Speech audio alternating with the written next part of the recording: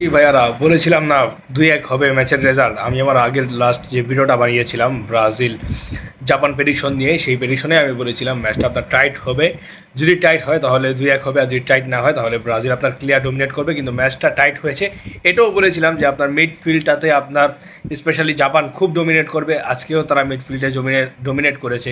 সান্নো গোল করেছে, সেই মিডফিল্ডারই গোল করেছে। লাস্ট ভিডিওতে যে প্রেডিকশন করেছিলাম সবগুলো একদম মিলে গিয়েছে।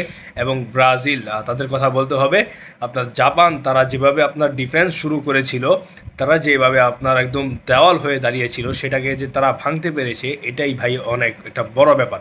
ম্যাচের মধ্যে ব্রাজিলের এই অভিজ্ঞতাগুলো দরকার আছে। একটা টিম আপনার ফাইনাল জিততে চায়, বিশ্বকাপ জিততে চায়, কারণ আপনারা যদি এই চ্যালেঞ্জই যদি অ্যাকসেপ্ট না করতে পারেন, আপনারা বিশ্বকাপটা কীভাবে জিতবেন?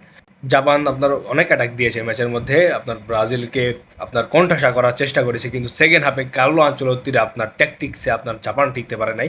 সেকেন্ড হাফটা ছিল পুরোপুরি আপনার ব্রাজিলের। যেভাবে ব্রাজিল তারা অ্যাটাক করেছে, জাপানকে একদম সুযোগই দেয়নি, তাদের পায়ে বল রাখেনি। অবশ্যই আপনার পুরো ম্যাচটাতে আপনার ব্রাজিল আপনার ডোমিনেট করে খেলেছে। জাপানের কাছে ওই লেভেলের কোনো সুযোগই ছিল না। সে একটা কাউন্টারে গোল দেওয়ার পর কিন্তু তাদেরকে আর ওইভাবে ম্যাচের মধ্যে খুঁজে পাওয়া যায়নি।